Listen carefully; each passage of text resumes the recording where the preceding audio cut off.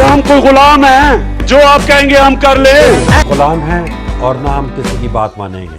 पाकिस्तान तहरीक इंसाफ के वर्करों का बहुत बड़ा काफिला जेल रोड से डी चौक इस्लामाबाद रवाना होगा।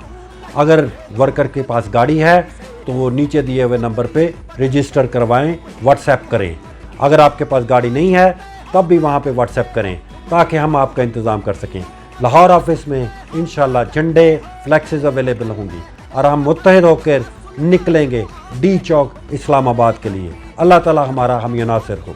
अहले वतन में अहले कफस तुम खासुल खास हो, आम नहीं। तुम सारे घर की इज्जत हो, तुम हाकिम हो महकूम नहीं। ये लौह कलम तुम ही से है, तुम ही तकदीर बदलते हो। तुम ही हो मोहम्मद की उम्मत, ना झुकते हो ना डरते हो। तुम ही हो मोहम्मद